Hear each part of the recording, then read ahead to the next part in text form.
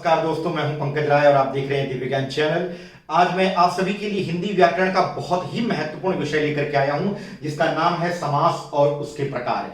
इस वीडियो में मैं समास के अर्थ, उसके प्रकार, समास क्या होता है और भिन्न भिन्न प्रकारों के समासों को हम कैसे पहचान सकेंगे, उनके उदाहरणों में हम कैसे पहचाने कि कौन सा समास है, ये बहुत ही प्रैक्टिकल ढंग से पढ़ाऊंगा। यानी बड़े ही प्रयोगात्मक ढंग से पढ़ाया जाएगा, जिसमें सिर्फ थ्योरेटिकल नॉलेज नहीं दिया जाएगा कि समास क्या होता है, समास का अर्थ क्या है, समास विग्रह क्या है, समस्त पद क्या होते हैं, समास कितने प्रकार का होता है। यानी कि सिर्फ थ्योरेटिकल नॉलेज नहीं, हर एक थ्योरेटिकल नॉलेज को प्रैक्टिकल के प्लेटफॉर्म पे साबित करके बताया जाएगा। इसलिए आप सभी से कहता हूं कि सभी चैनलों में आप देख लीजिए, ज्यादातर थ्योरेटिकल नॉलेज दिया जाता है। इस बात को मैंने भी महसूस किया। मैं आज की वीडियो में चाहूंगा कि सारा का सारा आपको प्रैक्टिकल बेस पे, यानी हर एक समास के उदाहरणों के द्वारा, और ऐसे उदाहरण जिनमें आप कंफ्यूज हो जाते हैं कि यहां पे कौन सा समास होगा, यहां पे कर्मधारय होगा कि बहुब्रीहि होगा, कई बार दोनों समासों के उदाहरण एक जैसे लगने लगते हैं। तो ऐसी स्थितियों को क्लियर करने के लिए है आज का वीडियो। मैं आप सभी से रिक्वेस्ट कर रहा हूं कि आज मेरा वीडियो ज्यादा से ज्यादा लाइक करिए। कम से कम मुझे 2000 लाइक चाहिए और कम से कम 1000 कमेंट। तो प्लीज, और शेयर तो भूल करके भी ऐसा मत करिए कि देखने के बाद आप वीडियो बंद कर दीजिए और किसी तक शेयर मत करिए। कोई तो आपका दोस्त होगा, कोई मित्र होगा, कोई पहचान वाला होगा, उस तक पहुंचाइए, प्रचार करिए। आपके प्रचार के भरोसे ही मैं अपनी सेवा दे पाऊंगा। तो प्लीज फिर से मैं आपसे गुजारिश करता हूं कि ये सारी चीजें आप खुद कर लिया करिए पहले ही। और अगर आप नए देखने वाले हैं, नए व्यूअर हैं मेरे चैनल पर, नए जुड़े हुए हैं, तो ऐसे सारे स्टूडेंट्स, ऐसे सारे अपने बेटे बेटियों से मैं अनुरोध करूंगा कि चैनल को सब्सक्राइब कर लीजिए और घंटी का जो निशान है उसको दबाना मत भूलिएगा। वो भी बड़ा इंपॉर्टेंट रोल अदा करता है, क्योंकि जब नई वीडियो आती है तो आपको खबर अपने आप मिल जाती है, यानी इंटीमेशन, आपको सूचना पहले ही मिल जाती है। तो चलिए स्टार्ट करते हैं बिना देर किए आज का वीडियो। तो सबसे बड़ी बात आती है कि ये जो समास शब्द है, ये व्याकरण में क्या महत्व रखता है। पहली बात तो ये, क्या जरूरी है कि इसको पढ़ना। शॉर्ट में 30 सेकंड के अंदर सुन लीजिए। देखिए समास क्या है, शब्द निर्माण की एक विधि है। पहली बात आपने क्या जाना, शब्द निर्माण की विधि, शब्द निर्माण की विधि।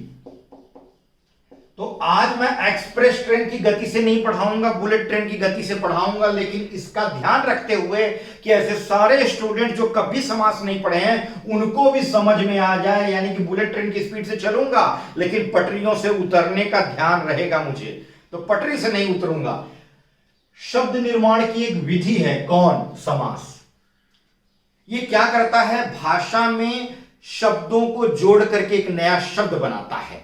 ये पूरी प्रक्रिया है और इसीलिए इसको हम कहते हैं शब्द निर्माण की एक विधि, एक तरीका है। इसके द्वारा भाषा संपन्न होती है, भाषा समृद्ध होती है, भाषा धनी बनती है। क्यों? क्योंकि दो दो अलग अलग शब्दों को हम जोड़ करके एक नया शब्द बना लेते हैं। यही कारण है कि भाषा में नए शब्द आ जाते हैं। तो ऐसी स्थिति में समास आप सोच सकते हैं कि किसी भी भाषा के लिए कितना इंपॉर्टेंट है। चाहे वो इंग्लिश है, उसमें हम इसको कंपाउंड कहते हैं। इंग्लिश में भी बहुत सारे ऐसे शब्द होंगे जहां दो दो शब्दों को जोड़ा जाता होगा, लेकिन हिंदी भाषा के लिए समास का बहुत बड़ा महत्व है।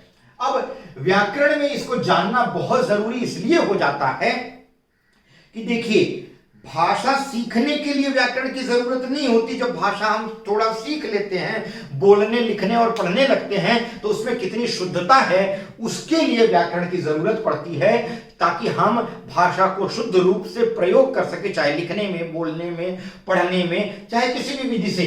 तो ऐसी स्थिति में समास का क्या रोल है वो हम देखेंगे। तो समास व्याकरण में जानना इसलिए जरूरी है कि हम शब्द निर्माण की विधि को अच्छी तरह से समझ सकें। अब आइए बात करते हैं कि समास क्या होता है।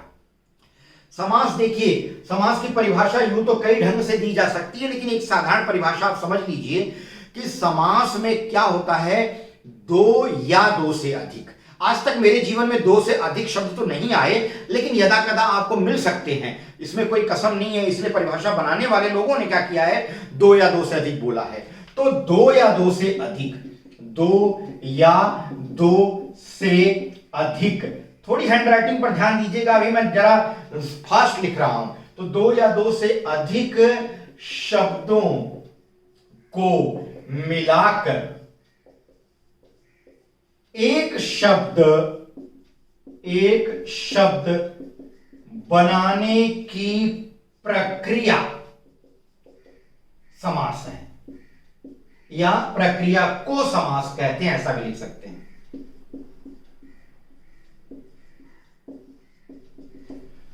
दो या दो से अधिक शब्दों को मिलाकर एक शब्द बनाने की प्रक्रिया, या ये जो पूरा सिस्टम होता है जिसमें हम, जैसे मान लीजिए अब एक शब्द ले लीजिए नीलांबर, नीलांबर। अब देखिए इसमें 2 शब्द मिले हुए हैं, नील और अंबर।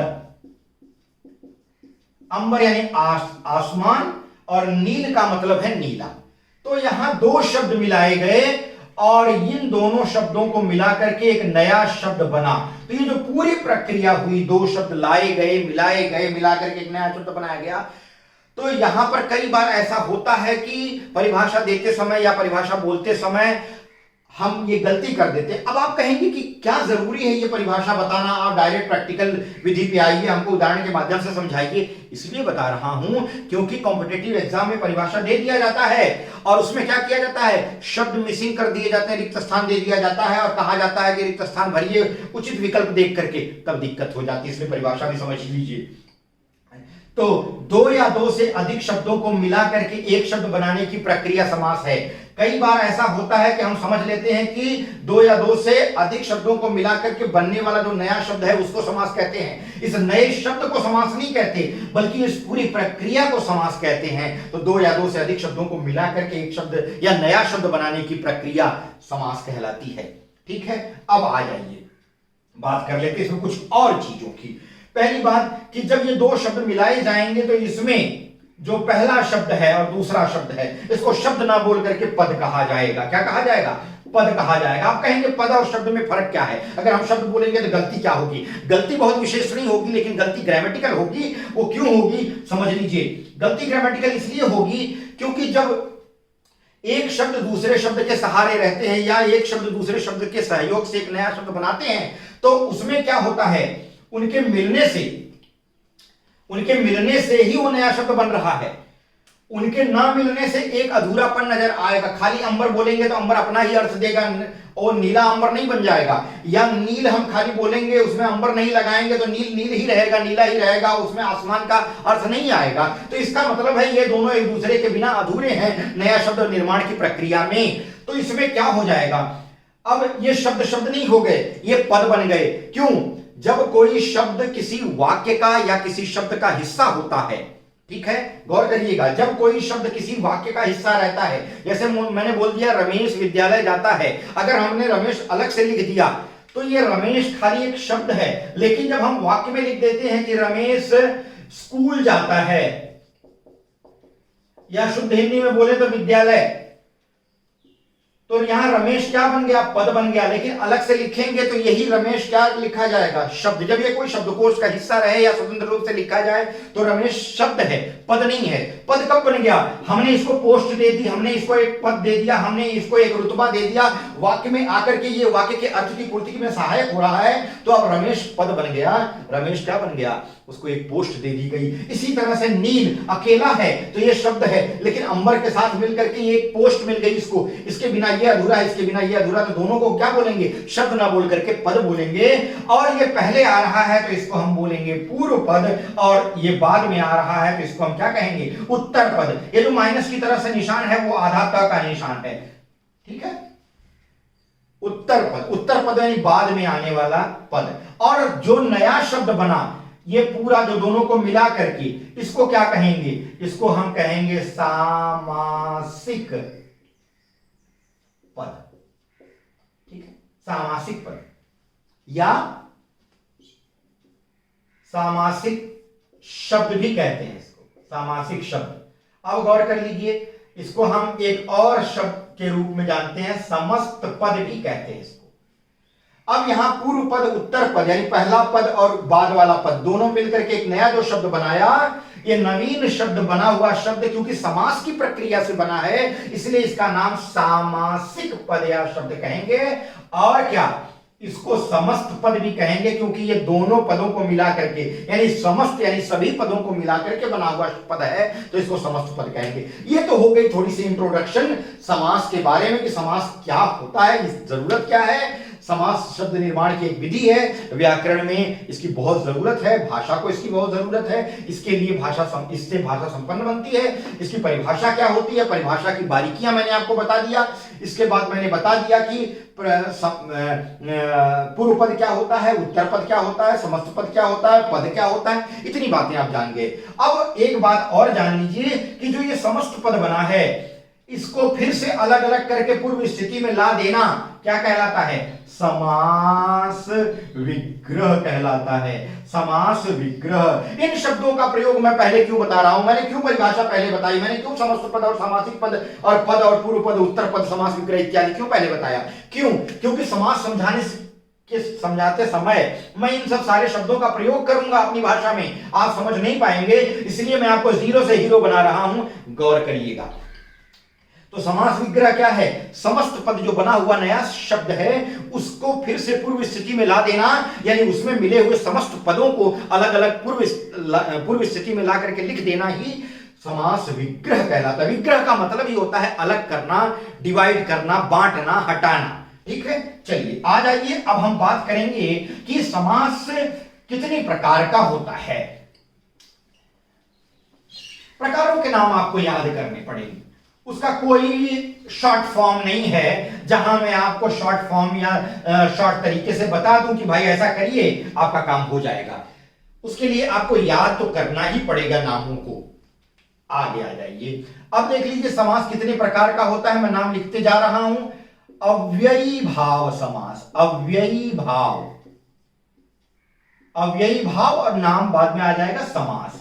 अव्ययी भाव समास एक समास है, ठीक है, एक हो गया पहला प्रकार। दूसरा है तत्पुरुष समास, तत्पुरुष समास ये हो गया दूसरा। तीसरा हो गया कर्मधारय समास, कर्मधारय समास ये तीसरा समास हो गया। चौथा समास हो जाएगा द्विगु समास। अगर हम इसको मानक हिंदी में लिखेंगे तो ऐसे लिखेंगे, द्विगु शब्द ऐसे लिखा जाएगा। आगे देख लीजिए, पांचवा आ गया द्वंद्व समास, द्वंद्व समास, द्वंद्व समास। छठवां हो गया बहुव्रीहि समास। ये 6 प्रकार हैं समास के, अव्ययी भाव, तत्पुरुष, कर्मधारय, द्विगु, द्वंद्व और बहुव्रीहि। अब एक एक करके मैं आपको बताऊंगा, ये नाम आपको याद रखने पड़ेंगे कि ये अव्ययी भाव क्या होता है, तत्पुरुष क्या होता है, कर्मधारय क्या होता है, द्विगु क्या होता है, द्वंद्व और बहुव्रीहि क्या होता है, इसको समझ लीजिए ये क्या होते हैं। तो चलिए सबसे पहले मैं अव्ययी भाव से स्टार्ट करता हूं और एक एक करके आपको इसका डिटेल बताऊंगा। अब देख लीजिए, समास तो आप जानते हैं कि 2 या 2 से अधिक शब्दों को मिलाकर के नवीन शब्द बनाने की प्रक्रिया है। तो आखिर अव्ययी भाव उससे अलग क्यों है? देखिए, प्रक्रिया वही रहती है, इसमें भी 2 या 2 से अधिक शब्द मिलाए जाते हैं और मिलाकर के एक नवीन शब्द बनाया जाता है, लेकिन वही समास अव्ययी का भाव यानी अव्यय का भाव लेकर के और उसका नाम अव्ययी भाव क्यों रखा जाता है, या कौन सा ऐसा नया सिस्टम आ जाता है जिसकी वजह से हम उस सामासिक प्रक्रिया को अव्ययी भाव कहते हैं। तो देख लीजिए, यहां कुछ उदाहरणों को गौर करिएगा। यहां जो कुछ उदाहरण मैंने लिखे हैं उन पर गौर करिए। आजन्म घड़ी घड़ी दिनों दिन, रातों रात, गली गली, गांव गांव, भरपेट, यथाविधि, प्रतिवर्ष, प्रतिफलन, निडर, बेकाम, बेखटके। मैं इतने उदाहरण लेकर के आया हूं ताकि आप ये ना कहें कि खाली थ्योरेटिकल नॉलेज देते हैं, प्रैक्टिकल नहीं देते। आपको प्रैक्टिकल बेस पर मैं उतार रहा हूं, गौर करिएगा।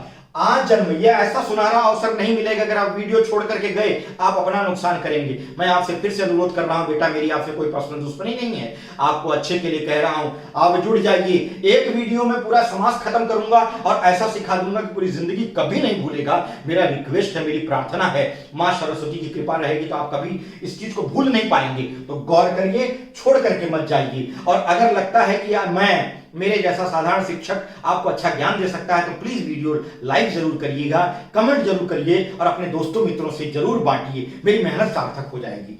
आ जन्म, गौर करिए यहां लिखा गया है आ और जन्म, आ जन्म। अब आप कहेंगे कि भाई इसमें कौन सा समास नजर आ रहा है, इसमें तो हमको समास ही नजर आ रहा है, कोई दो शब्द तो नजर नहीं आ रहे हैं। देखिए ऐसी सिचुएशन भी होती है कि जब दो शब्द नजर नहीं आते, ठीक है। अब इसमें तो आप कहेंगे भाई एक ही शब्द नजर आ रहा है सर, जन्म, और हमको दूसरा शब्द तो ये शब्द नहीं नजर आ रहा है, तो आ लिखा है खाली, आ तो कोई शब्द होता नहीं। Yes you are right. देखिए समास एक ऐसी प्रक्रिया है जहां दो या दो से अधिक शब्द मिलते हैं, ऐसा बोला गया है। लेकिन एक समास अव्ययी भाव ऐसा है जहां जिसमें पूर्व पद जो होता है, यानी पहला पद जो होता है वो अव्यय होता है। क्या होता है? अव्यय, और या तो उपसर्ग। क्या? अव्यय या उपसर्ग। और आप जानते हैं उपसर्ग क्या होते हैं? शब्द के पहले आने वाले ऐसे शब्दांश होते हैं जिनका कोई अर्थ नहीं होता, लेकिन जब वही शब्दांश किसी शब्द के साथ लग जाते हैं तो एक नया शब्द बना देते हैं, और यहां वही हो रहा है। आ क्या है? आ अव्यय तो नहीं है, आ उपसर्ग है। मैंने कहा कि अव्ययी भाव समास में क्या होता है? या तो उपसर्ग और या तो अव्यय पहले आता है। यहां क्या आया है? उपसर्ग आया है। अ, अन, अति, अध, अनु, अप, अभि, अव, ये सब उपसर्ग हैं। आ भी एक उपसर्ग है। आ जन्म लग गया तो हम क्या कहेंगे? जन्म से लेकर। अब इसका समास विग्रह मैंने किया। आजन्म शब्द में जुड़े हुए हर एक पद को अलग अलग करके लिख दिया, तो इसको ऐसे लिखा जाएगा, जन्म से लेकर। आजन्म यानी जन्म से लेकर। अब यहां देखिए जो आ है वो क्या है? अब ये उपसर्ग है। और दूसरा देखिए घड़ी घड़ी, ठीक है, घड़ी घड़ी लिखा गया है। घड़ी घड़ी का मतलब है प्रत्येक घड़ी। प्रत्येक घड़ी का मतलब है हर घड़ी, हर पल, घड़ी घड़ी। अब यहां देखेंगे आप तो इस तरह का योजक चिन्ह नजर आ रहा है, तो आप कहेंगे कि भाई ये तो योजक चिन्ह हमको द्वंद्व समास में नजर आता है, ये समास तो द्वंद्व समास होना चाहिए, घड़ी और घड़ी लिखना चाहिए। नहीं, घड़ी घड़ी जो है ये अव्यय का काम कर रहा है। क्या होता है कि जब पूर्व पद उपसर्ग या अव्यय होता है और इसके मिलने से क्या होता है कि पूरा पद भी अव्यय बन जाता है। ये पूरा पद अव्यय हो गया। अव्यय का मतलब क्या होता है? ऐसा शब्द जिसमें कोई परिवर्तन न लाया जा सके, न तो लिंग के आधार पर, न तो वचन के आधार पर, न तो काल के द्वारा, न तो कारक के द्वारा, किसी भी स्थिति में इसमें परिवर्तन नहीं आता। ऐसे शब्दों को हम क्या कहते हैं? अव्यय कहते हैं। और जिस समास में अव्यय का भाव छिपा होता है उसे हम अव्ययी भाव समास कहते हैं। अव्ययी भाव समास में क्या है इसकी पहचान? कि ऐसा समास जिसका पूर्व पद अव्यय या उपसर्ग हो और उसके मिलने से समस्त पद यानी पूरा पद क्या बन जाए? अव्यय बन जाए, उसे हम अव्ययी भाव समास कहते हैं। यहां घड़ी घड़ी लिखा गया, इसका मतलब इसका विग्रह करेंगे तो हो जाएगा प्रत्येक घड़ी, दिनों दिन। दिनों दिन का क्या हो जाएगा? दिनों ही या दिन ही दिन में, दिन ही दिन में, दिनों दिन का मतलब हो गया, इसका विग्रह कर दिया।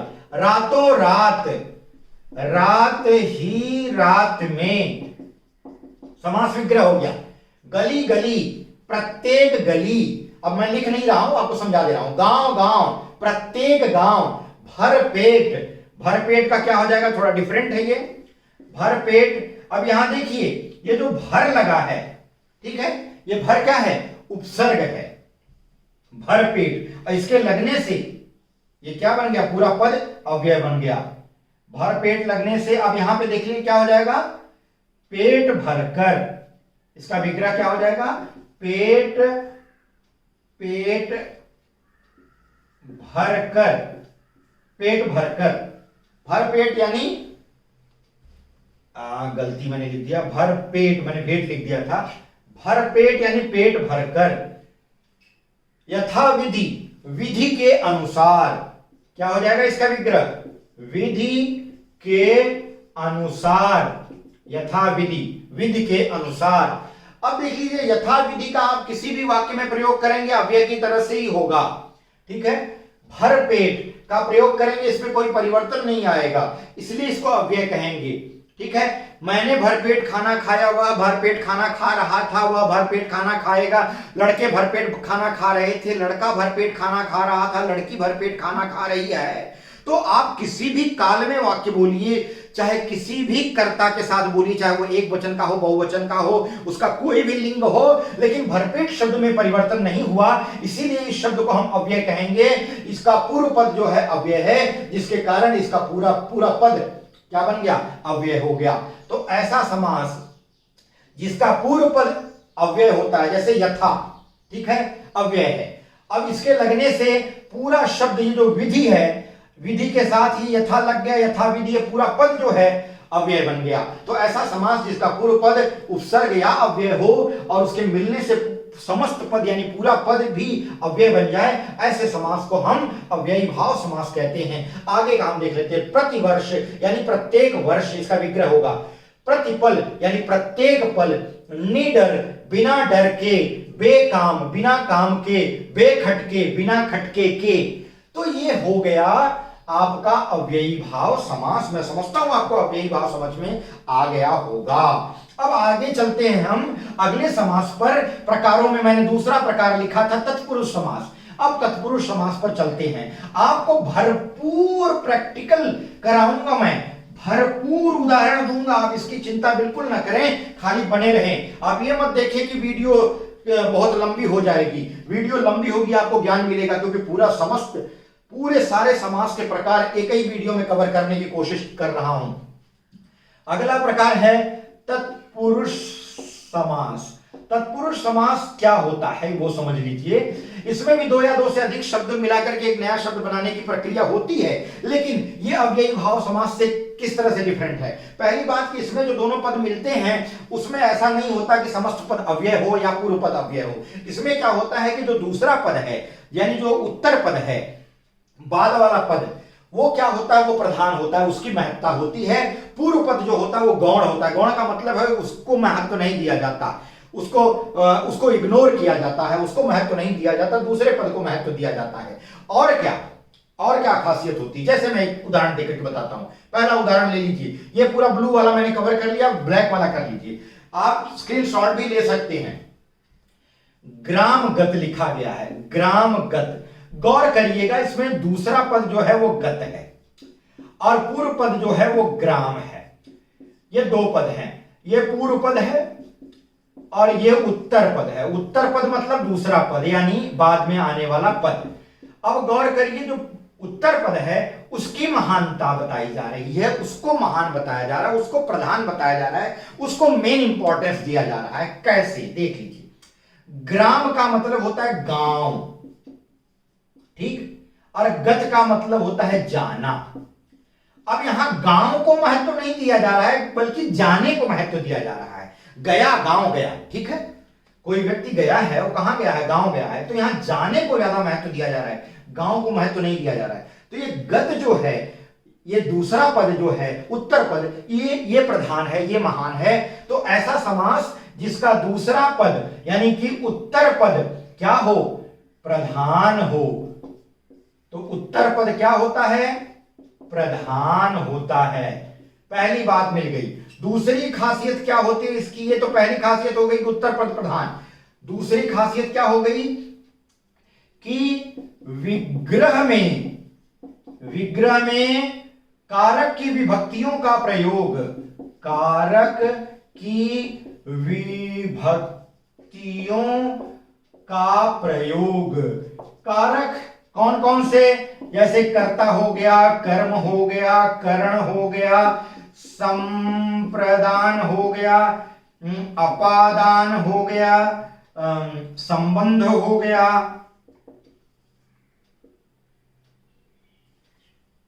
अपादान संबंध अधिकरण हो गया और संबोधन। तो संबोधन का प्रयोग तत्पुरुष समास में नहीं किया जाता और कर्ता का भी प्रयोग नहीं किया जाता, कर्म का किया जाता है। कर्म की विभक्ति होती है को, करण की विभक्ति होती है से या के द्वारा, संप्रदान की होती है के लिए, अपादान की होती है से लेकिन अलग होने के सेंस में आता है, यह संबंध की होती है का, की, के, रा, री, रे, नानी ने, अधिकरण की होती है में और पर। ठीक है, ये कारक हैं। कारक का वीडियो मैंने बना करके अपने चैनल पर डाला है, आप उसको देख सकते हैं, काफी वायरल हुआ है, लगभग 1 मिलियन उसका व्यू होने जा रहा है बहुत जल्दी। और ये इसकी विभक्तियां हैं, कारकों की विभक्तियां इधर मैंने लिखा है। अब देखिए क्या होता है, इसके जो समस्त पद होते हैं तत्पुरुष समास के, इसके समस्त पदों को यानी जो सामासिक शब्द है उसको लेकर के आप देख लीजिए। जैसे ग्रामगत है, अभी इसका इसी शब्द को ले लीजिए ग्रामगत। ग्रामगत का अगर जब हम विग्रह करेंगे तो क्या होगा, ये हो जाएगा ग्राम को गत। ग्रामगत मतलब ग्राम को गत। अब को किसकी विभक्ति है, विग्रह करने पर किसकी विभक्ति बीच में प्रयोग की गई, कर्म कारक की। तो इसको कौन सा तत्पुरुष समास बोलेंगे। तत्पुरुष समास में भी प्रकार हो गया, कैसे प्रकार होगा, जिस कारक की विभक्ति प्रयोग की जाएगी विग्रह में, तत्पुरुष समास का नाम उसके आधार पर रखा जाएगा। तो ये कौन सा तत्पुरुष समास हो जाएगा, ये हो जाएगा कर्म तत्पुरुष। क्यों क्यों इसको कर्म तत्पुरुष कह रहे हैं, क्योंकि यहां पर कर्म कारक की विभक्ति को का प्रयोग किया जा रहा है विग्रह में। तो तत्पुरुष समास क्या है, तत्पुरुष समास एक बार मैं फिर से रिपीट कर रहा हूं। तत्पुरुष समास वह समास है जिसका उत्तर पद यानी दूसरा पद प्रधान होता है, पूर्व पद गौण होता है, विग्रह करने पर, समस्त पद का विग्रह करने पर बीच में कारकों की विभक्तियों का प्रयोग होता है। और क्या, जब इनका समस्त पद बनाया जाता है, अभी इसी ग्राम को गत को हटा करके समस्त पद जब हम बना देते हैं तो ये क्या बन जाता है, ग्रामगत। क्या हो गया खासियत, ये जो को था वो गायब हो गया बीच से। तो समस्त पद बनाते समय, सामासिक शब्द बनाते समय, एक यानी इन दोनों पदों को जोड़ते समय ये विभक्तियां गायब हो जा रही हैं। और जब इनको विग्रह किया जा रहा है, इस समस्त पद का विग्रह मतलब इसको अलग अलग किया जा रहा है, तो बीच में सामासिक कारकों की विभक्तियों का प्रयोग हो रहा है, तब ऐसा समास तत्पुरुष समास कहलाता है। दो चीजें इसमें नजर आई, उत्तर पद प्रधान हुआ और विग्रह करने पर कारकों की विभक्तियों का प्रयोग होता है। समस्त पद बनाते समय ये विभक्तियां लुप्त हो जाती हैं। अब देख लीजिए स्वर्गगत, तो मैं अब बता देता हूं, इतना लिखने का समय नहीं है, वीडियो बहुत लंबी हो जाएगी। स्वर्ग को गत, गृहागत।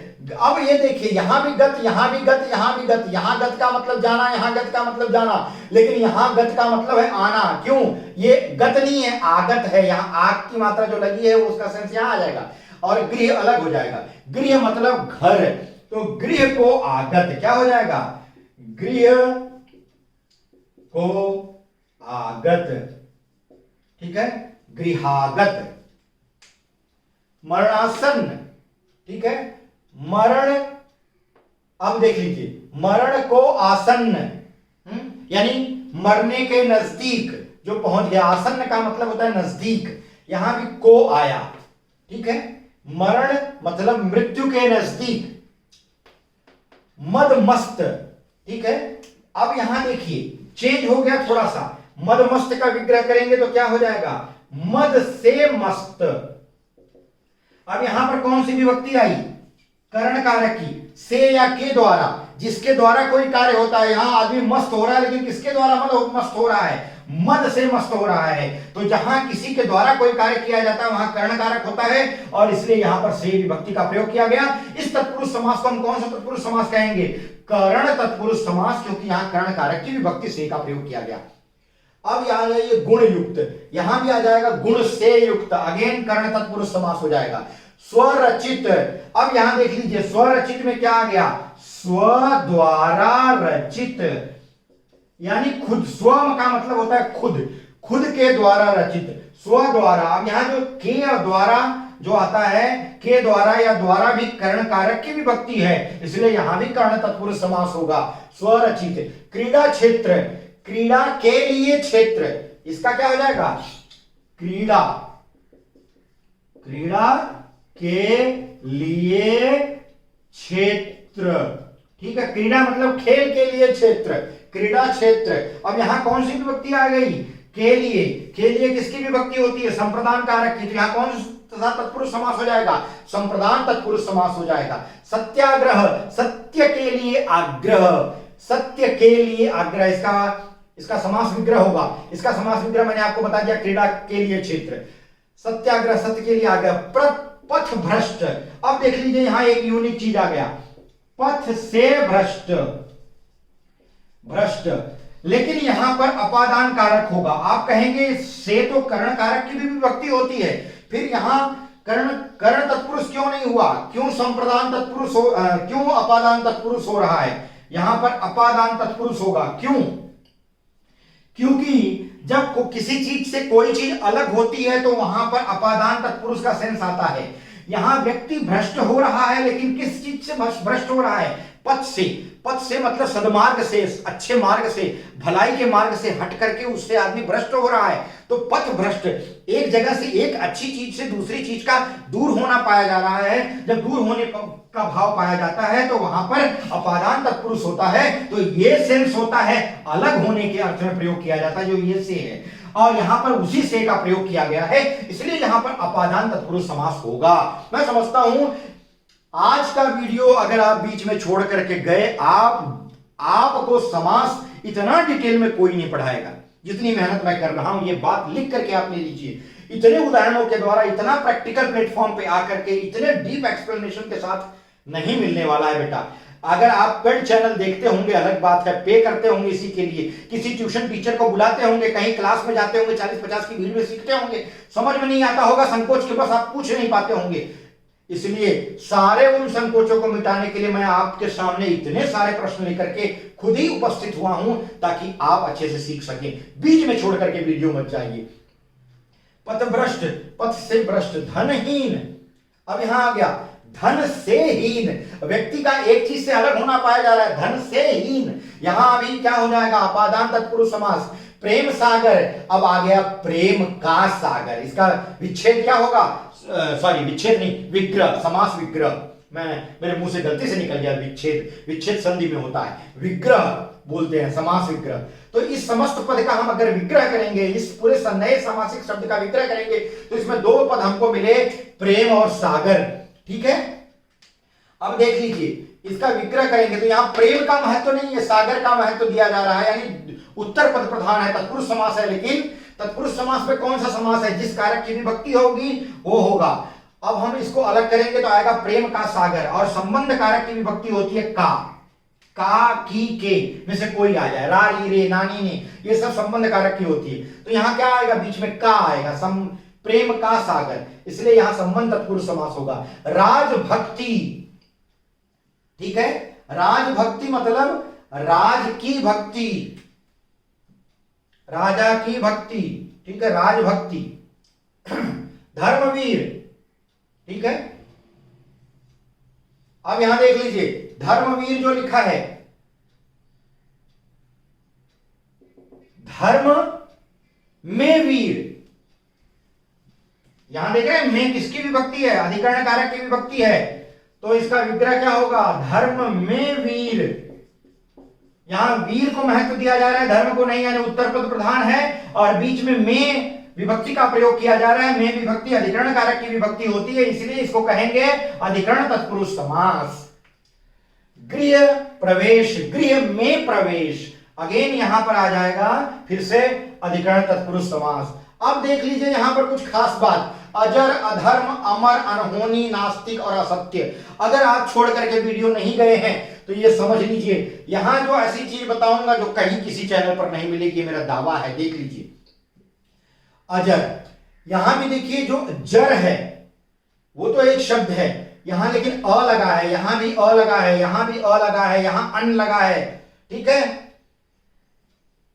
अब देख लीजिए यहां अ लगा है, तो ये देखिए अ अन अ लगा है, ये सारे उपसर्ग हैं। अ अन अति अधि मैंने बताया कि सब उपसर्ग हैं, लेकिन उपसर्ग होने के बाद भी इसको हम अव्ययी भाव समास नहीं कह सकते। अव्ययी भाव समास में उपसर्ग लगता है या अव्यय लगता है, पूर्व पद अव्यय होता है।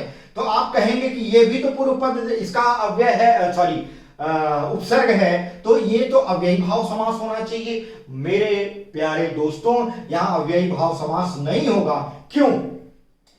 ये देखिए अजर, ठीक है, अजर, तो इसका विग्रह होगा न जर, ठीक। तो जिसका ऐसा समास जिसका पूर्व पद, ठीक है, यह तत्पुरुष समास के प्रकार में आता है, इसको हम कहते हैं न्य तत्पुरुष समास। न्य तत्पुरुष समास। अब इस समास में क्या होता है, इसका पूर्व पद जो होता है वो नकारात्मकता का सेंस देता है। जैसे न जर, अजर मतलब न जर, अधर्म मतलब जहां धर्म ना हो, न धर्म, अमर मतलब न मर, अनहोनी यानी न होनी, नास्तिक यानी न नास्तिक, न आस्तिक, असत्य यानी न सत्य। तो ऐसा समास जिसका पूर्व पद, ठीक है, उत्तर पद प्रधान तो है ही है, इसमें उत्तर पद यानी दूसरा पद प्रधान है, तत्पुरुष समास तो है, लेकिन पूर्व पद नकारात्मकता का बोध कराता है, इसलिए ये न्य तत्पुरुष कहलाता है। इसमें विभक्तियां वक्तियां नहीं आती, ये कारक के हिसाब से नहीं चलता। ये इतने सारे शब्द जो मैंने आपको बताए, 1 2 3 4 5 6, ठीक है, ऐसे बहुत सारे उदाहरण आपको मिलेंगे। ये न्य तत्पुरुष कहलाता है, तत्पुरुष समास का एक प्रकार है। अब हम आगे चलते हैं। मैं समझता हूं अव्ययी भाव और तत्पुरुष ये दो समझ में आ गया। अब फटाफट जाएगा, ठीक है, ज्यादा लंबे या ज्यादा जो टेढ़े वाले थे सब पहले ही मैंने खत्म कर दिया। 1 2 और कॉम्प्लिकेशन बीच में आएगी जहां पर अक्सर झगड़ा रहता है कि भाई ये कर्मधारय होगा या बहुव्रीहि होगा, अक्सर ये दिक्कत आती है। अब उस टॉपिक पर चलूंगा और नए नए पोल खोलूंगा जहां अक्सर समझ में आप परीक्षा में कंफ्यूज हो जाते हैं कि भैया ये कौन सा समास होगा, ये तो इस समास का भी उदाहरण दिख रहा है और उस समास का भी उदाहरण दिख रहा है। ऐसे में कर्मधारय में भी दिक्कत होती है, द्विगु में भी दिक्कत होती है और बहुव्रीहि में भी आती है, कंफ्यूजन रहता है। अब वो कंफ्यूजन दूर करूंगा मैं जब इन समासों को बताऊंगा। ध्यान दीजिए, गौर करिए। अब हम बात करेंगे नए समास की। तीसरा समास हमारा है कर्मधारय। कर्मधारय समास। कर्मधारय समास में क्या होता है? कर्मधारय समास में भाई एक पद विशेषण होगा,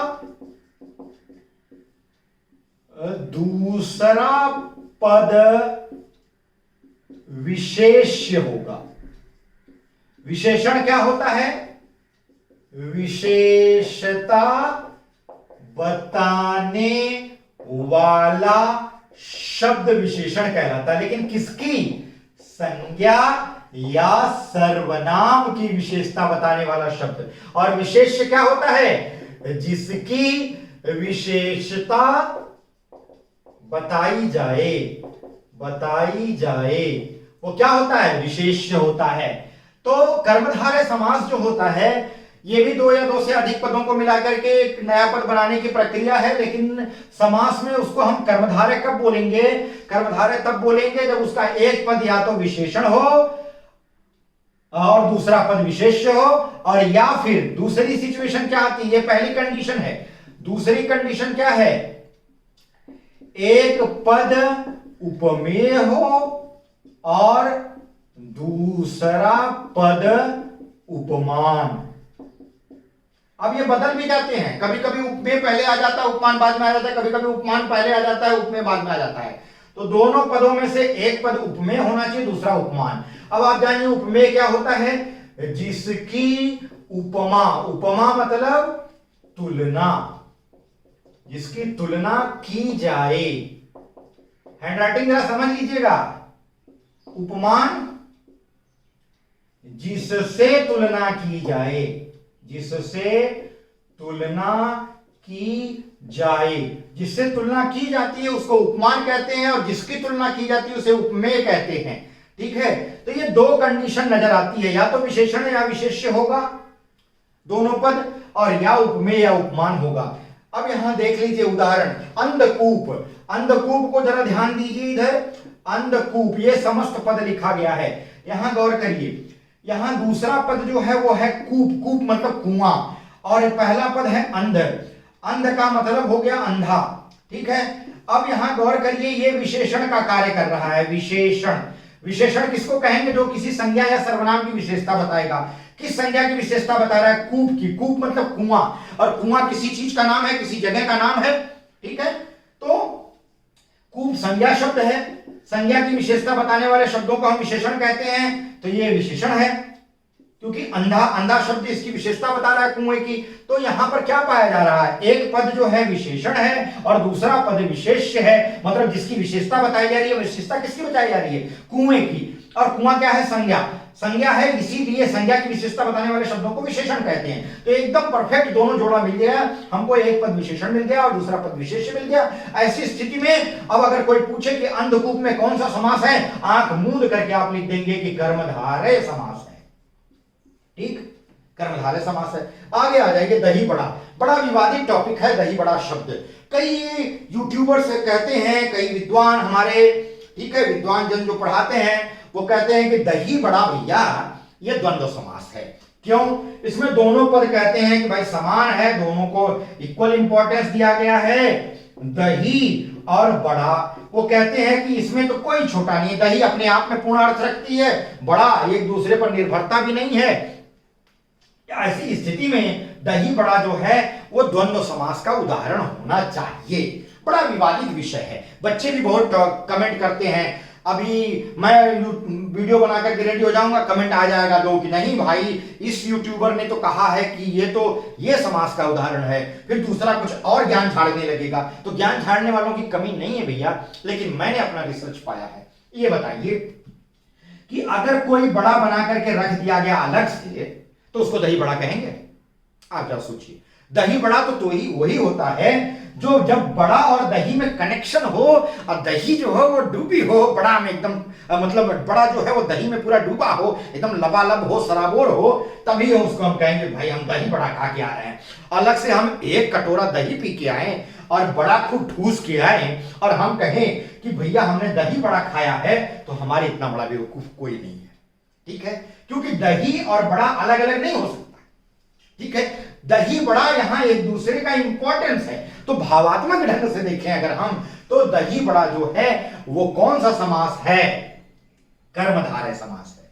ठीक है, दही में डूबा हुआ बड़ा, बड़ा कैसा है, दही में डूबा हुआ बड़ा, तो उसको क्या कहेंगे, दही बड़ा। और इसका विग्रह क्या होगा, दही में डूबा हुआ बड़ा।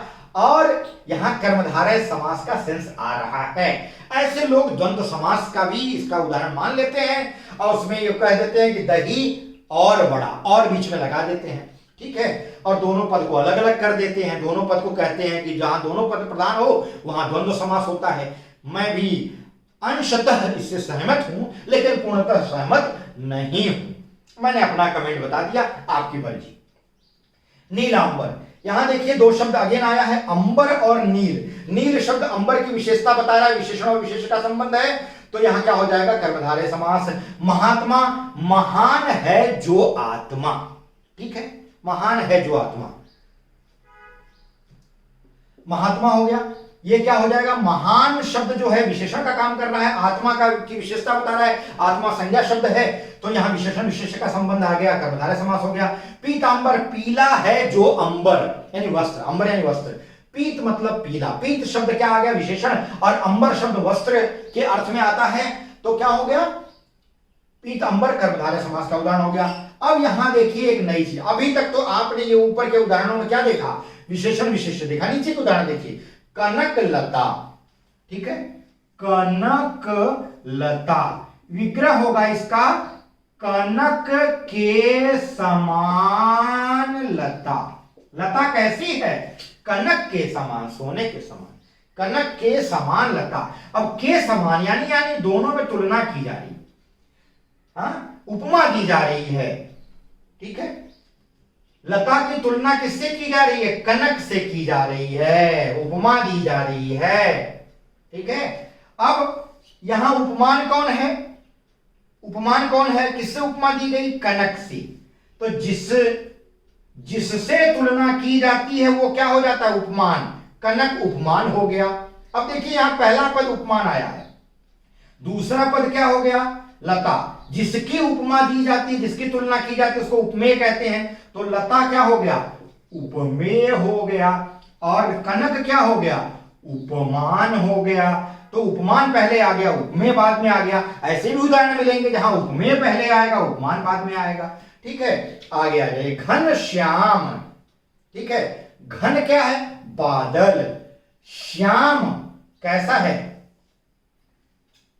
घन श्याम। घन यानी बादलों के जैसे, श्याम। अब यहां देखिए, घन के समान श्याम यानी काला।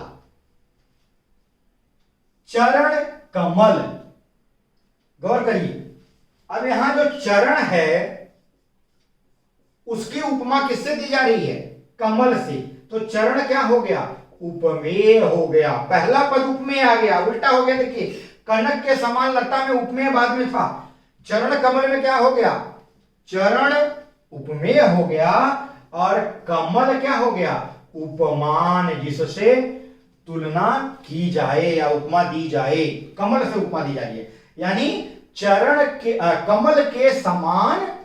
कमल के समान क्या? कमल के समान चरण। भुजदंड, दंड मतलब डंडा, डंडे के जैसा मजबूत। भुज यानी भुजाएं, दंड के समान भुज। आगे आ जाए तो ये हो गया आपका कर्मधारय समास। अब यहां गौर करिए, अगला समास पे चलते हैं। अगला समास हमारा है द्विगु समास। द्विगु समास में क्या होता है? बड़ा इजी है और वो जल्दी जल्दी भूलता भी नहीं है और उसमें ज्यादा डाउट्स भी नहीं रहते हैं, बड़ा क्लियर साफ साफ रहता है। लेकिन मेरे चैनल से पढ़ रहे हैं और मेरे द्वारा पढ़ रहे हैं तो मैंने बड़ी मेहनत की है। आज मैं द्विगु समास में आपको ऐसी बात बताऊंगा जो आपने शायद ही सुनी हो। द्विगु समास, मैं कह रहा हूं कि द्विगु समास में पूर्व पद विशेषण होता है। आप कहेंगे क्या अजीब अनर्गल बातें और कर रहे हैं, कुछ भी बोल रहे हैं। नहीं, मैं कुछ भी नहीं बोल रहा हूं, बहुत रिसर्च के बाद आया हूं। विशेषण, कैसा विशेषण? संख्यावाची, संख्यावाची विशेषण होता है पूर्व पद। अब आप कहेंगे तब तो वो कर्मधारय समास हो जाएगा। कर्मधारय समास नहीं, उसकी खासियत क्या होती है? इसका जो पूर्व पद होता है वो संख्यावाची होता है, यानी कोई संख्या बताता है। तो ऐसा समास जिसका पूर्व पद संख्यावाची हो, ऐसे समास को हम क्या कहेंगे? द्विगु समास कहते हैं। अब देख लीजिए, अष्टाध्यायी। अष्टाध्यायी एक शब्द है, अष्टाध्यायी। यहां अष्ट जो शब्द है, अष्ट का मतलब होता है, संस्कृत का शब्द है 8, और अध्याय का मतलब होती है अध्यायों वाली, यानी लेसन वाली, वाली। ठीक है। एक पुस्तक थी अष्टाध्यायी, ठीक है, महर्षि पाणिनि ने लिखी थी अष्टाध्यायी। उनके द्वारा लिखी गई संस्कृत व्याकरण की बड़ी प्रसिद्ध बुक है अष्टाध्यायी। ये इसमें 8 अध्याय थे, 8 लेसन्स। तो यहां अष्ट शब्द जो है वो क्या है? 8 बता रहा है, जो संख्यावाची शब्द है। ठीक है, संख्यावाची। अब गौर करिए, मैंने इसको विशेषण क्यों कहा कि पूर्व पद विशेषण होता है? अध्याय क्या है? अध्याय तो भाई संज्ञा है, और संज्ञा की विशेषता बताने वाले शब्दों को हम विशेषण कहते हैं। अष्ट शब्द इसकी विशेषता बता रहा है और संख्या बता रहा है, इसलिए संख्यावाचक विशेषण है। तो मैंने क्या गलत कहा? तो एक नई चीज आपने जाना कि ठीक है, आपने अभी तक रट्टू तोते की तरह रट डाला था। कई समास के वीडियो देखे थे, कई बुकों में पढ़ा था कि भाई द्विगु समास ऐसा समास होता है जिसका पूर्व पद संख्यावाची होता है। करेक्ट, 101%। लेकिन हम ये भी देखते हैं कि वो संख्यावाची शब्द जो होता है वो एक्चुअल में संख्यावाची विशेषण होता है। ठीक है, अब आ जाइए विग्रह कर लेते हैं। अष्टाध्यायी 8 अध्यायों का समाहार। ठीक है, इसका विग्रह अष्ट अध्यायों वाली नहीं होगा, इसका विग्रह होगा अष्ट अध्यायों। अष्ट मतलब 8, तो डायरेक्ट लिख देंगे 8 अध्यायों का समाहार। अब देखिए, कहीं कहीं आपको समाहार शब्द मिलेगा, कहीं कहीं समूह मिलेगा। बात एक ही है यार, समूह मतलब समाहार। आगे आ जाइए, चवन्नी 4 आनों का समाहार। त्रिभुवन 3, त्रि मतलब 3 संख्यावाची है। यहां चवन्नी 4, च जो है यहां चवन्नी में 4 शब्द छिपा हुआ है, तो ये पूर्व पद संख्यावाची है। त्रिभुवन में त्रि मतलब 3 संख्यावाची पद है, तो पूर्व पद संख्यावाची हो गया, यहां द्विगु समास हो जाएगा। त्रिभुवन, तीन भुवनों का, भुवन मतलब घर, तीन भवनों का समूह यानी त्रिभुवनों का समूह, समाहार ऐसा भी लिख सकते हैं आप। दो पहरों का समाहार, नवरत्न, नौ रत्नों का समाहार, ये सब क्या हो जाएगा? द्विगु समास हो जाएगा। तो मैं समझता हूं आपको द्विगु समास अच्छी तरह से समझ में आ गया होगा। अब द्विगु समास और कर्मधारय से संबंधित जो डाउट्स हैं वो आगे वाले समास में आपको क्लियर करूंगा कि कब कब ऐसा होता है कि कभी कभी हम बहुव्रीहि समास के उदाहरण को देख करके और कह देते हैं कि भैया ये तो द्विगु समास है या कर्मधारय समास है। ऐसी सिचुएशन आती है, बताऊंगा अभी। अगला समास अब हम लेते हैं द्वंद्व समास। द्वंद्व समास क्या होता है भाई? द्वंद्व समास, द्वंद्व समास वह समास होता है जिसके दोनों पद प्रधान होते हैं, यानी कि दोनों पद प्रधान, ठीक है, दोनों पद प्रधान होते हैं। और विग्रह करने पर क्या होता है? संयोजकों का संयोजक अव्यय, संयोजक अव्यय कौन कौन से हो गए? और, तथा, एवं, ये सब जो हैं, अथवा, परंतु, ये सब संयोजक अव्यय कहलाते हैं। तो संयोजक अव्यय और, तथा, एवं इत्यादि शब्दों का प्रयोग समास विग्रह करने पर होता है। अब देख लीजिए अन्न जल लिखा है, एक उदाहरण यहां है, ब्लैक वाला देखिए, ये सारे उदाहरण मैंने आपको समझा दिए। अन्न जल, अन्न जल, बीच में योजक चिन्ह आता भी है नहीं भी आता, ये श्योर नहीं है कि हर में योजक चिन्ह ये माइनस मार्क दिखे ही।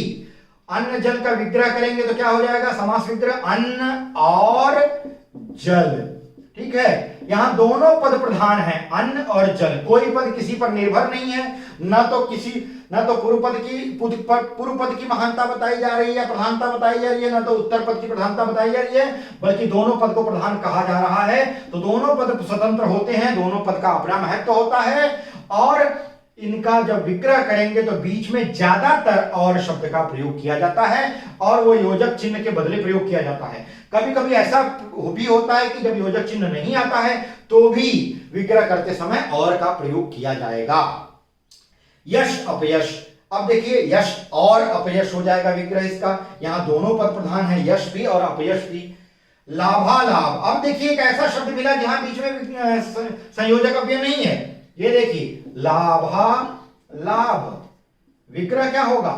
लाभ और अलाभ। लाभालाभ में क्या हो गया? दीर्घ संधि के कारण ये बन गया है, अलाभ का अ और भ का अ मिलकर के आ बन गया भ के ऊपर, लाभालाभ लिख दिया गया है, दीर्घ संधि की वजह से जोड़ दिया गया है। लाभ अलाभ, ये देखिए ये होना कैसे चाहिए था? लाभ और लाभ है तो यही है एक्चुअल में, लेकिन इसको जोड़ संधि के रूल के हिसाब से जोड़ करके एक शब्द बना दिया गया है, लाभालाभ, ठीक, समझ रहे हैं? अब ये दोनों शब्द जोड़ दिया गया है, जोड़ते समय भले ही हम संधि का नियम यूज करें, लेकिन जोड़ा गया है तो ये समास है, ठीक है, ये पूरी प्रक्रिया समास हो गई। और इसमें क्या किया गया? दोनों पद प्रधान हैं, तो बीच में कौन सा संयोजक अव्यय आ रहा है? और, ये देखिए और आ रहा है, लाभ और अलाभ। आगे आ जाते हैं जलवायु, बहुत अच्छा उदाहरण, जलवायु, यहां भी सेम यही कंडीशन है, बीच में योजक चिन्ह नहीं आ रहा है, घबराइए मत। जल और वायु, इसका समास विग्रह हो जाएगा। आटा दाल, आटा और दाल, भूख प्यास, भूख और प्यास, नाना नानी, नाना और नानी, गंगा यमुना, गंगा और यमुना। यहां दोनों पद जो जितने भी उदाहरण मिले हैं, दोनों पद अपना महत्व रखते हैं। कोई पद ऐसा नहीं है कि जो प्रधान है और दूसरा पद गौण है। यहां पर यह ऐसा समास होता है द्वंद्व समास जिसमें दोनों पदों की प्रधानता बताई जाती है। अब हम आखिरी समास बताने जा रहे हैं जिसका नाम है बहुव्रीहि समास। गौर करिए, कौन सा समास? बहुव्रीहि समास। बहुव्रीहि समास क्या होता है? गौर करिए, बहुव्रीहि समास वह समास होता है जिसके दोनों पद प्रधान नहीं होते, बल्कि दोनों पद मिलकर के किसी तीसरे पद की तरफ इशारा करते हैं। जैसे लिखा गया अल्प बुद्धि, अल्प बुद्धि। अब आप कहेंगे कि सर ये है बुद्धि, और बुद्धि शब्द तो संज्ञा है। अब देखिए, ज्ञान झाड़ने वाले लोग कई तरह से झाड़ सकते हैं। बुद्धि शब्द संज्ञा है, अल्प शब्द जो है विशेषण का कार्य कर रहा है, तो पूर्व पद विशेषण हो गया और दूसरा पद विशेष्य हो गया। यहां एक दूसरे की विशेषता बताई जा रही है, यानी बुद्धि की विशेषता बताई जा रही है। ये तो कर्मधारय समास भी हो सकता है, हो सकता है, ठीक है। अल्प है जो बुद्धि, अब कैसे पहचानेंगे कि यहां पर बहुव्रीहि होगा या कर्मधारय होगा? ये ऐसा उदाहरण है जो कर्मधारय का भी है, बहुव्रीहि का है। अब ये होता है विग्रह पे डिपेंड। इसमें क्या होता है, विग्रह पे डिपेंड करता है। अगर इसको लिखा जाए अल्प है जो बुद्धि, यानी ऐसी बुद्धि जो अल्प है, अल्प है जो बुद्धि, तो ये कर्मधारय समास हो जाएगा, कर्मधारय समास हो जाएगा। और अगर इसका विग्रह ऐसे किया जाए, अल्प है बुद्धि जिसकी, यानी कोई व्यक्ति तो होगा जिसकी बुद्धि अल्प होगी, यानी कम बुद्धि वाला होगा, उसी को हम अल्प बुद्धि कहेंगे। अरे यार, अल्प बुद्धि कितनी बार तुझे समझाऊं तो समझता नहीं है। तो अल्प बुद्धि यानी किसी विशेष व्यक्ति के लिए प्रयोग किया गया। तो ऐसी कंडीशन में ये दोनों पद मिलकर के किसी तीसरे पद की तरफ इशारा कर रहे हैं, उसकी तरफ जो व्यक्ति सच में कम बुद्धिमान है, उस व्यक्ति की तरफ इशारा कर रहे हैं। तो यहां पर बहुव्रीहि समास हो जाएगा। अब ये डिपेंड करता है इस विग्रह के आधार पर। अब आप कहेंगे सर, अगर दे दिया गया कि अल्प बुद्धि कौन सा समास है और नीचे ऑप्शन दे दिए गए, तब हम किस पर टिक मार्क करेंगे? बहुत अच्छा क्वेश्चन। तो देखिए, दोनों समास नहीं आएगा उसमें, कर्मधारय और बहुव्रीहि दोनों ऑप्शन में नहीं देंगे, क्योंकि अगर किसी विद्वान ने क्वेश्चन पेपर सेट किया है तो वो जानता है कि ये दोनों समास में आता है, इसलिए दोनों समास के ऑप्शन विकल्प में नहीं देगा, वो कोई एक समास का ही ऑप्शन विकल्प में देगा। आगे आ जाते हैं। कनफटा, कनफटा, कनफटा जानते हैं क्या है? कनफटा उन साधुओं को कहते हैं जो कान फाड़ करके बड़े बड़े कुंडल पहनते हैं। हमारे योगी आदित्यनाथ, उत्तर प्रदेश के चीफ मिनिस्टर, ठीक है, इन लोगों का एक संप्रदाय है, ठीक है, नाथ संप्रदाय कहते हैं। गोरखनाथ जी के लोग चेले हैं। गोरखनाथ मंदिर जानते हैं, गोरखपुर में है, उत्तर प्रदेश की, ठीक है। और ये जो साधु होते हैं, ये क्या करते हैं, ये लोग अपने कानों को छेद करके, फाड़ करके उनमें कुंडल पहनते हैं, इसलिए इनको कनफटा भी कहा जाता है इन साधुओं को। अब कनफटा,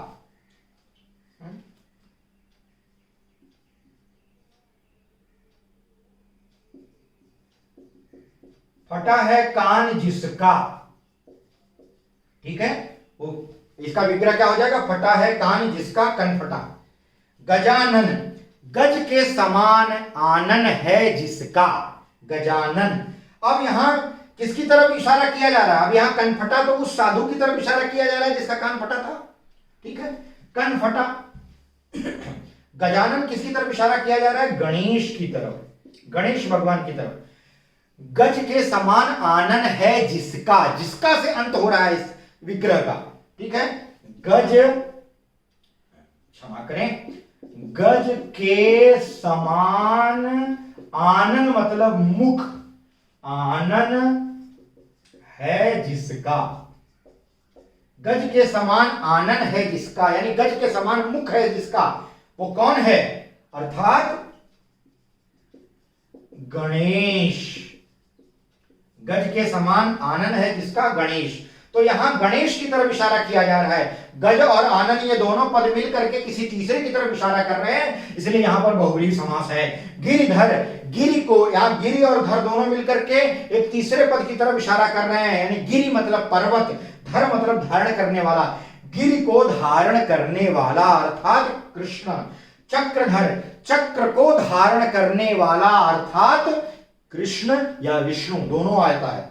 चंद्रमुखी, अब चंद्रमुखी जो शब्द है वो कर्मधारय समास में भी आ सकता है और बहुव्रीहि समास में भी आ सकता है, यहां भी डाउट हो सकता है, ठीक है, क्योंकि चंद्रमुखी में हम कह सकते हैं कि चांद के समान मुख है, चंद्र के समान मुख, तो ये कर्मधारय समास हो गया। यहां उपमेय और उपमान का संबंध हो गया, हाँ, तो ये कर्मधारय समास हो जाएगा। लेकिन अगर विग्रह हम ऐसे करें कि चंद्र के समान मुख है जिसका, यानी किसी स्त्री को ही हम बोल रहे हैं ना जिसका चेहरा चंद्रमा के समान है, तो वो चंद्रमुखी हो गई, क्योंकि वो विशेष स्त्री के लिए प्रयोग किया जा रहा है, तो बहुव्रीहि समास हो जाएगा। निशाचर, निशा यानी रात्रि में, निशा में चरण यानी विचरण करने वाला, अर्थात कौन? राक्षस। ठीक है, विशेष पद के लिए प्रयोग किया जा रहा है, वह है राक्षस।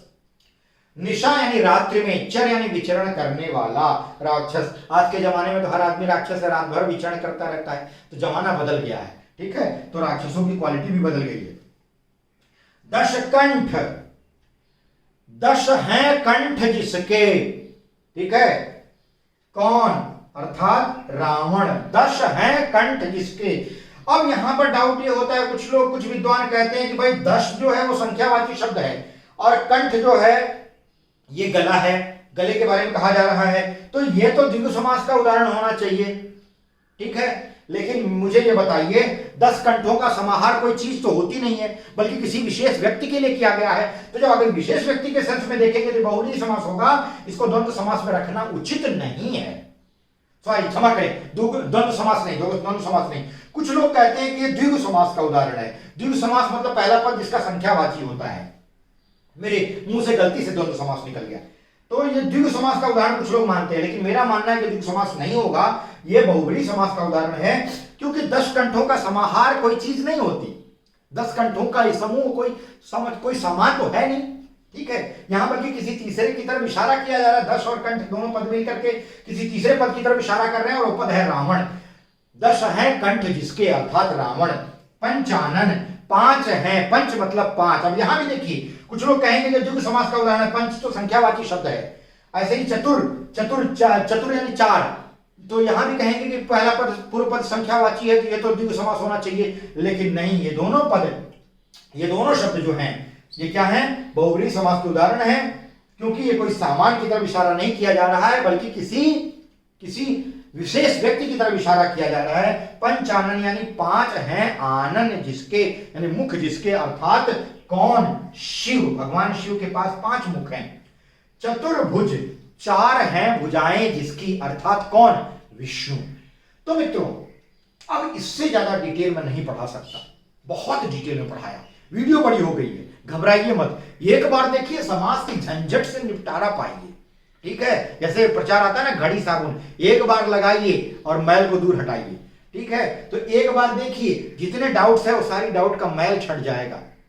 मैं समझता हूं आज का वीडियो आपको पसंद आया है, पसंद जरूर आया होगा अगर आप सच में पढ़ने वाले स्टूडेंट होंगे। तो आप वनडे पढ़ते हैं और जाकर के एग्जाम देते हैं अगले दिन, तो वो तो विद्यार्थी नहीं है। ठीक है, विद्यार्थी वही है जो सतत अध्ययन करने वाला है, जो बड़ी चीजों को देख करके घबराए नहीं। एक चैप्टर, ये पूरा चैप्टर 6 ये सारे प्रकारों को एक ही बार में समझा दिया एक वीडियो में, क्या चाहिए आपको, और इतने उदाहरणों के साथ सारे डाउट्स क्लियर करके। तो मैं समझता हूं आज का वीडियो पसंद आया, शेयर करिए इसको ज्यादा से ज्यादा लोगों तक, और क्या, लाइक बटन जरूर दबा दीजिए। अगली वीडियो में फिर एक नए विषय के साथ मैं मिलूंगा, तब तक के लिए आपका बहुत बहुत धन्यवाद।